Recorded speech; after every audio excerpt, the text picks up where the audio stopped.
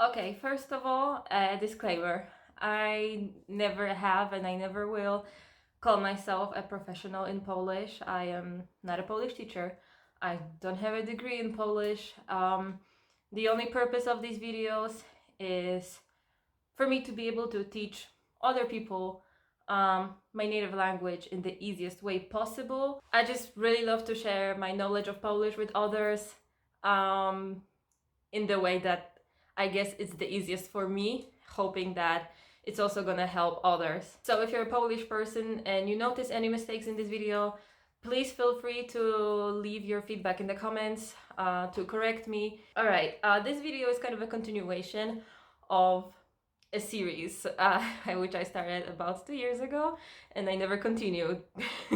I will be explaining another case in the Polish language.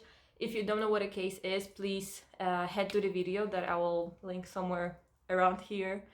I explain the definition of cases, and I also talk about the first case in the Polish language, is nominative. I tried to make this video so many times, but I always either resigned or erased it because I thought it wasn't good enough or clear enough. So hopefully this time I actually got it right. Hopefully this time I'll feel like this video is good enough and I'll post it. So as I mentioned before, in the previous video I talked about a case called nominative, which in Polish is mianownik. Today I will be talking about genitive, in Polish dopełniacz. I highly recommend you watch the previous video I made because today I will be showing similar examples in both nominative and genitive to kind of show how these two cases differ, how much difference there is between each one of them. Also, before I proceed, I would like to fix a mistake that I made in the previous video that actually one of the viewers pointed out, which thank you so much, by the way, for doing that. I said that there is 3 cases in German, which is a lie. There's actually 4 cases. I'm sorry for that mistake. I actually don't know why that happened. So going on to the actual topic of this video, as I said in the previous video, each case in Polish, well, most cases in Polish, have 2 of their own kind of questions. For nominative, the questions were kto, co, which stands for who, what. And in genitive, the questions are kogo, czego, which both can be translated to whose, except kogo refers to people and czego refers to objects. Genitive is usually used in negative sentences and to demonstrate possession. However, there's many other uses of this case, which I will demonstrate to you right now. The other uses of genitive are with verbs such as szukać, which means search, potrzebować, need, słuchać, listen, uczyć się, learn, nienawidzieć, hate, używać, use, and many more. With some prepositions such as blisko, which means near, bez, without, dla, for, do, to, into, koło, obok, near, by, z, ze, from. When demonstrating the quantity of something, for example, butelka wody, bottle of water, instead of butelka woda. After number 2 and higher used with a noun. So for example, jedna butelka wody, but 5 butelek wody. Now in the video where I explained nominative, I included a table with different nouns and how they act in this case. Right now I will be using the same nouns but in genitive, and I'll read them out and I'll try to show you the differences between nominative and genitive based on those 2 tables. What I will be showing you here though is just a summary, I guess I can call it, because otherwise if I included every noun, every word, this video wouldn't really make any sense. It would be way too long, there would be way too much information. So if you want to dig deeper into this case, please check out the links that I will post in the description of this video. Everything is explained very clearly over there. Here in this video, I will just show you like a review, I guess, a summary of this case. and a bunch of examples, so it's easier for you to understand what it even is. Masculine nouns in genitive end with a or u. However, it's different for the masculine noun mężczyzna, which means a man. That's included here in the table. I guess the reason is because it ends with a, which is usually the case for feminine nouns. Another example could be nos, meaning nose, which changes into nosa. Neuter nouns in genitive usually end with a. There are exceptions, like the word imię, which means name, that changes into imienia in genitive. For the majority of feminine nouns, the ending will be I. For the ones that end with ka, ga, or consonants like chi and zi, as well as a few more, the ending is replaced by I. When it comes to nouns in plural, it's very difficult to tell what the rules are. Therefore, I am showing you those few examples here so you can see more or less how it looks.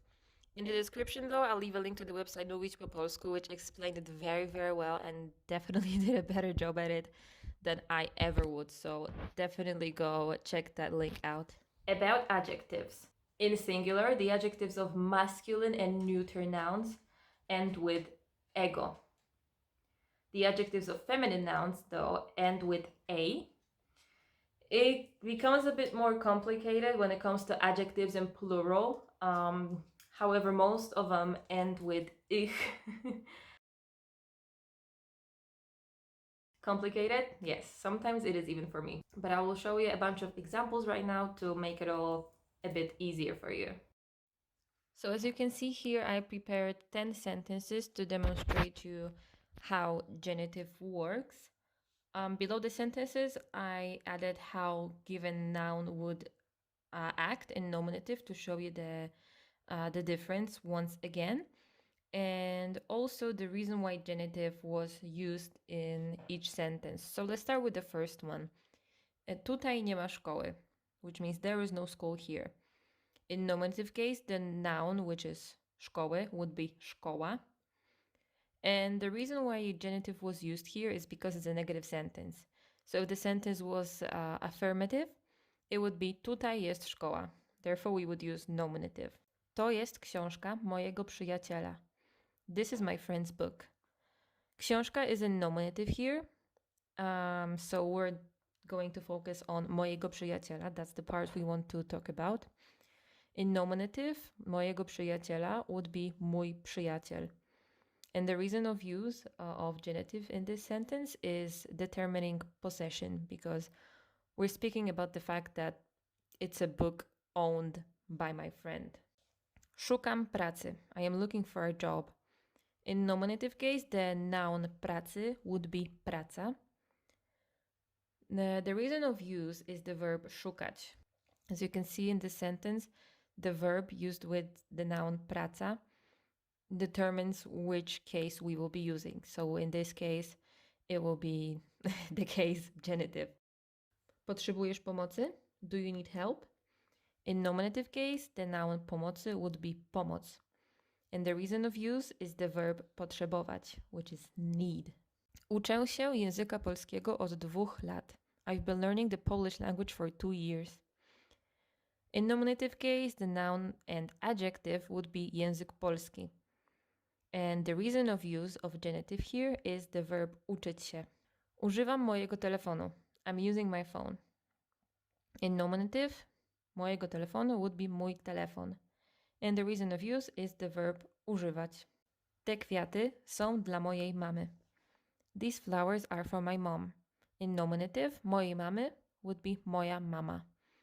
The reason of use of genitive is the preposition dla, which means for.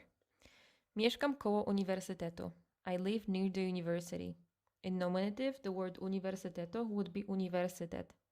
And the reason of use of genitive here is the preposition koło, which means near. Jestem z Polski. I'm from Poland. In nominative, Polski would be Polska.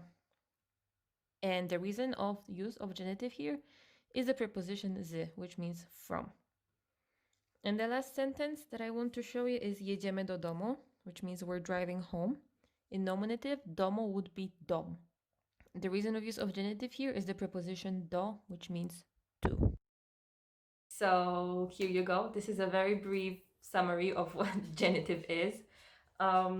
Keep in mind that, at least in my opinion, the best way to learn the Polish cases is not by memorizing all these tables, all these rules, and all that kind of stuff.